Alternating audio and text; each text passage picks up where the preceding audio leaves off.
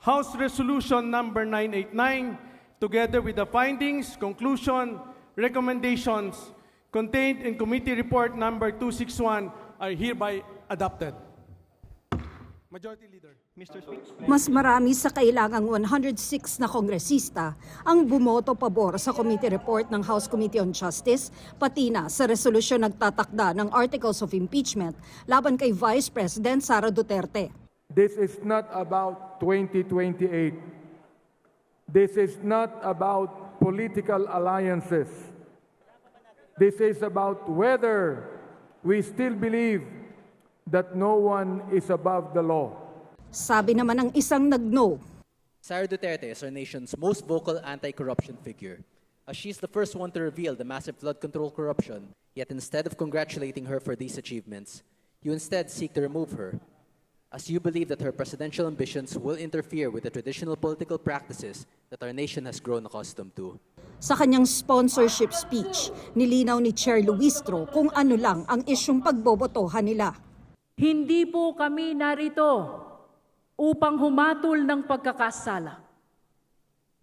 Hindi rin kami narito upang magparusa. Ang tanong lamang na nasa harap natin ngayon, may sapat bang dahilan upang ipagpatuloy ang paglilitis sa Senado?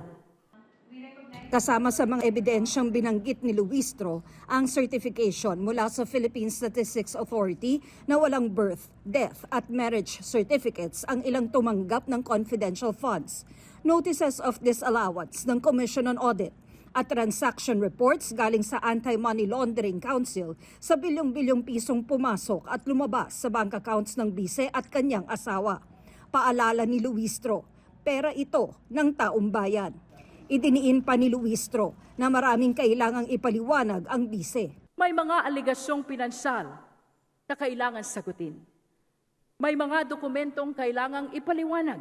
Kapag ang isang mataas na pinuno ng bansa ay nagsasalita tungkol sa pagpatay sa Pangulo ng Republika, tungkol sa pakikipag-usap umano sa isang assassin, at tungkol sa posibilidad ng karahasan laban sa pinuno ng Estado, hindi maaaring ipagkibit balikat iyon bilang simpleng bugso lamang ng emosyon o ordinaryong alitan sa politika.